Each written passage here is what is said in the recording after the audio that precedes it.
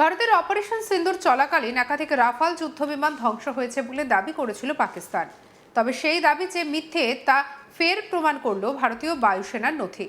মিথ্যাকে যতই জোরে বলা হোক, সত্যের সামনে একদিন না একদিন তাকে হার মানতেই হয়। মাসের পর মাস ধরে এক গল্প শুনিয়ে এসেছে পাকিস্তান। দাবি করা হয়েছে ভারতের গর্ব ভারতীয় বায়ুসেনার সবথেকে আধুনিক যুদ্ধবিমান রাফাল নাকি তাদের হামলায় ধ্বংস হয়ে গেছে। কখনো বলা হয়েছে একটি, কখনো একাধিক। সোশ্যাল মিডিয়ায় ছড়ানো হয়েছে নানা রকমের পোস্ট, তৈরি হয়েছে বিজয়ের গল্প, দেখানো হয়েছে তথাকথিত সাফল্যের ছবি। কিন্তু সেই গল্পের ভিত যে বালির ওপর দাঁড়িয়েছিল তা এবার সামনে চলে এলো সরকারি নথির পাতায়।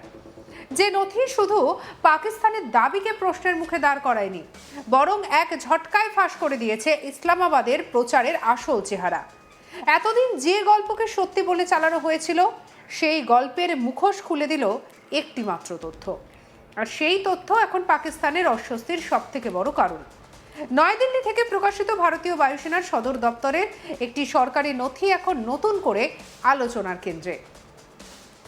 জুন মাসে জারি হওয়া সেই রিপোর্টে দেখা যায়, ভারতীয় বায়ুসেনা বর্তমানে পরিষেবায় থাকা সমস্ত 36টি রাফাল যুদ্ধবিমানের জন্য 5 মাসের একটি ব্রিজ সাপোর্ট চেয়েছে।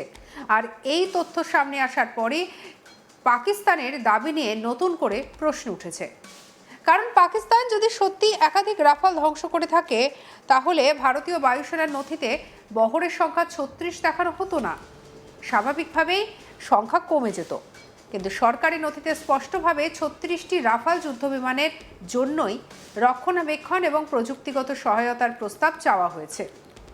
2016 সালে ফ্রান্সের সঙ্গে ঐতিহাসিক চুক্তি করে ভারত মোট 36টি রাফাল যুদ্ধবিমান কেনে। দীর্ঘ প্রতীক্ষার পর ধাপে ধাপে সেই বিমানগুলি ভারতীয় বায়ুসেনার হাতে পৌঁছয়।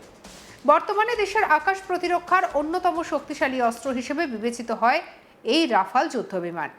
উন্নত র্যাডার, আধুনিক অস্ত্র ব্যবস্থা, দীর্ঘ পাল্লার ক্ষেপণাস্ত্র এবং একাধিক যুদ্ধক্ষেত্রে সেই সঙ্গে আঘাত হানার ক্ষমতার জন্যই বিশ্বজুড়ে রাফালের বেশ সুনাম রয়েছে। ভারতীয় বায়ুসেনার সেই নথি সামনে এসেছে। সেখানে সেপ্টেম্বর 2026-এর পরবর্তী সময়ের জন্য রাফাল বহরের রক্ষণাবেক্ষণ, লজিস্টিক সাপোর্ট এবং প্রযুক্তিগত সহায়তা ব্যবস্থা করার কথা বলা হয়েছে। দীর্ঘমেয়াদী পরিষেবা চুক্তি চূড়ান্ত না হওয়া পর্যন্ত 5 মাসের জন্য এই অন্তর্বর্তীকালীন ব্যবস্থার প্রস্তাব রাখা হয়েছে। শুধু তাই নয়, ওই নথিতে উল্লেখ করা হয়েছে যে এই সময়কালে প্রায় 2250 ঘন্টা উড়ানের পরিকল্পনা রয়েছে।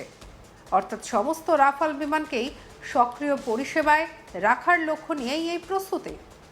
এই তথ্যই পাকিস্তানের দাবির বিরুদ্ধে সবচেয়ে শক্তিশালী প্রমাণ হিসেবে উঠে এসেছে। কারণ যদি সত্যি অপারেশন সিন্দুর চলাকালীন একাধিক রাফাল ধ্বংস হয়ে থাকতো, তাহলে ভারতীয় বায়ুসেনা 36টি বিমানের জন্য রক্ষণাবেক্ষণ এবং অপারেশনাল পরিকল্পনা করতো না।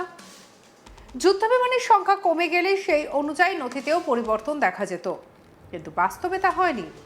অপারেশন সিন্দুর চলাকালীন পাকিস্তানের পক্ষ থেকে একাধিকবার দাবি করা হয়েছিল যে তারা ভারতের কয়েকটি রাফাল যুদ্ধবিমান ভূপাতিত করেছে।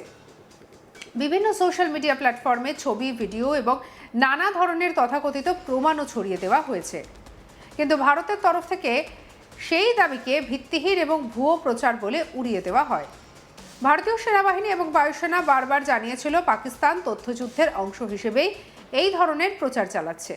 বিশেষজ্ঞদের মতে, আধুনিক যুদ্ধক্ষেত্রে শুধু অস্ত্রের লড়াই নয়, তথ্যের লড়াইটাও সমানভাবে গুরুত্বপূর্ণ। শত্রুপক্ষের মনোবল ভাঙা, নিজেদের জনগণকে আশ্বস্ত করা এবং আন্তর্জাতিক মহলে একটি নির্দিষ্ট বার্তা পৌঁছে দেওয়ার জন্য অনেক সময় তথ্য বিকৃত করা হয়। পাকিস্তানের রাফাল ভূপাতিত করার দাবিকেও সেই প্রেক্ষাপটেই দেখা হয়েছে। অন্যদিকে অপারেশন সিন্দুরে রাফাল যুদ্ধবিমান যে গুরুত্বপূর্ণ ভূমিকা পালন করেছিল তা ভারতীয় সেনাবাহিনী একাধিক বিবৃতিতে স্পষ্ট হয়েছে। সেনার তরফে জানানো হয়েছিল পাকিস্তানের অভ্যন্তরে থাকা জঙ্গি ঘাঁটি এবং সন্ত্রাসবাদী অবকাঠামোর বিরুদ্ধে অত্যন্ত নিখুঁতভাবে আঘাত হেনেছে রাফাল। নির্ধারিত লক্ষ্যবস্তুতে সফলভাবে আক্রমণ চালিয়ে ফিরে আসে বিমানগুলি। আধুনিক অস্ত্র ব্যবস্থার কারণে এই অভিযানকে রাফালকে অন্যতম প্রধান শক্তি হিসেবে ব্যবহার করা হয়েছে। সামরিক বিশ্লেষকদের মতে অপারেশন সিন্দুরের সাফল্যের অন্যতম কারণ ছিল রাফালের অত্যাধুনিক প্রযুক্তি। দীর্ঘ দূরত্ব থেকে লক্ষ্যবস্তুতে আঘাত হানার ক্ষমতা এবং শত্রুপক্ষের র্যাডার এড়িয়ে অভিযান চালানোর সক্ষমতা এই যুদ্ধবিমানকে অন্যদের থেকে আলাদা করে। ফলে পাকিস্তানের পক্ষে এই ধরনের বিমান ভূপাতিত করার দাবি করা যত সহজ, বাস্তবে তা প্রমাণ করা ততটাই কঠিন। এখানেই শেষ নয়, ভারত এখন আরও বড় পরিকল্পনা নিয়ে এগোচ্ছে। দেশের বায়ুসেনার শক্তি বহুগুণ বাড়ানোর লক্ষ্যে অতিরিক্ত 114টি রাফাল যুদ্ধবিমান কেনার প্রক্রিয়া নিয়েও এগিয়ে যাওয়া হচ্ছে। ফরাসি সংস্থা ড্যাসল্ট এভিয়েশন এর সঙ্গে এই বিষয়ে আলোচনা হয়েছে। ভারতের বিদেশ মন্ত্রক সূত্রে জানা গেছে, প্রস্তাবিত 114টি রাফালের মধ্যে 18টি সরাসরি ফ্রান্স থেকে আনা হবে, আর বাকি বিমানগুলি ভারতের তৈরি করার পরিকল্পনা রয়েছে। এই প্রকল্পের আরেকটি গুরুত্বপূর্ণ দিক হলো দেশীয় উৎপাদন। নতুন বিমান ক্ষেত্রগুলির ক্ষেত্রে প্রায় 50% দেশীয় উৎপাদন ব্যবস্থার লক্ষ্য নির্ধারণ করা হয়েছে। এর ফলে শুধু ভারতীয় প্রতিরক্ষা শিল্পই শক্তিশালী হবে না, কর্মসংস্থান এবং প্রযুক্তিগত উন্নয়নের ক্ষেত্রে বড় সুযোগ তৈরি করা হবে। প্রতিরক্ষা বিশেষজ্ঞদের মতে, যদি পাকিস্তানের দাবি সত্যি হতো তাহলে ভারত একাধিক রাফাল হারাতো। তাহলে নতুন করে এত বড় রাফাল কর্মসূচির পাশাপাশি বিদ্যমান 36টি বিমানের পূর্ণাঙ্গ রক্ষণাবেক্ষণের পরিকল্পনা বাস্তবসম্মত হতো না। কারণ প্রতিটি যুদ্ধ বিমানের অবস্থা, সংখ্যা এবং অপারেশনাল সক্ষমতার হিসাব অত্যন্ত সতর্কতার সঙ্গে রাখা হয়। সরকারি নথিতে ভুল তথ্য থাকার কোনো সুযোগ নেই। এই প্রসঙ্গে অপারেশন সিন্দুরের পর ভারতীয় বায়ুসেনার প্রধান এপি সিং এর মন্তব্য নতুন করে আলোচনা এসেছে। পাকিস্তানের দাবির জবাবে তিনি বলেছেন, তাদের আখ্যান হলো মনোহর কাহিনী। তারা খুশি থাকুক, কারণ নিজেদের সম্মান বাঁচাতে তো তাদেরও দর্শকদের কিছু একটা দেখাতে হবে। সেই সময় এই মন্তব্যকে অনেকেই কূটনৈতিক কটাক্ষ হিসেবে দেখছিলেন, কিন্তু আজ সামনে আসা নথির তথ্য যেন সেই বক্তব্যকেই আরও জোরালো করে তুলেছে। বাস্তবে দেখা যাচ্ছে, পাকিস্তানের প্রচার আর সরকারি তথ্যের মধ্যে বিস্তর ফারাক রয়েছে। একদিকে তারা রাফাল ধ্বংসের গল্প শোনাচ্ছিল, অন্যদিকে ভারতীয় বায়ুসেনা 36টি রাফাল যুদ্ধবিমানকেই পরিষেবায় রেখে ভারতের এবং ভবিষ্যতের জন্য রক্ষণাবেক্ষণের পরিকল্পনা তৈরি করেছিল। ফলে প্রশ্ন উঠছে, পাকিস্তানের সেই দাবির উদ্দেশ্যটি কী ছিল? বিশ্লেষকদের একাংশের মতে, অপারেশন সিন্দুরে ভারতের সাফল্যের পর আন্তর্জাতিক স্তরে নিজেদের ভাবমূর্তি রক্ষা করতেই এমন প্রচারের আশ্রয় নিয়েছিল ইসলামাবাদ। কারণ যুদ্ধক্ষেত্রে বড় ধরনের সাফল্য না থাকলে অনেক সময় তথ্যযুদ্ধের মাধ্যমে বিকল্প বয়ান তৈরির চেষ্টা করা হয়। পাকিস্তানের ক্ষেত্রেও সম্ভবত সেই কৌশলই নেওয়া হয়েছিল, কিন্তু শেষ পর্যন্ত তথ্যই সবচেয়ে বড় অস্ত্র হয়ে দাঁড়ালো। ভারতীয় বায়ুসেনার সরকারি নথি এখন স্পষ্ট করে দিচ্ছে যে 36টি রাফাল যুদ্ধবিমানই পরিষেবায় রয়েছে।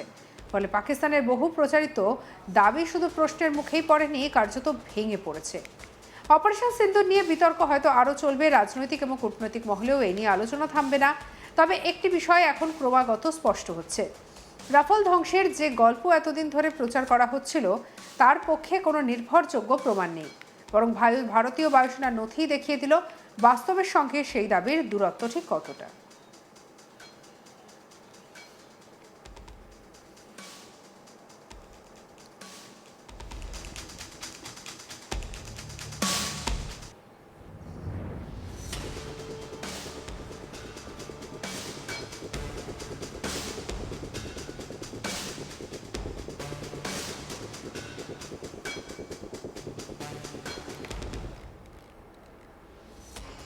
সঙ্গে রাখুন আজ তাক বাংলাকে, সাবস্ক্রাইব করতে ভুলবেন না।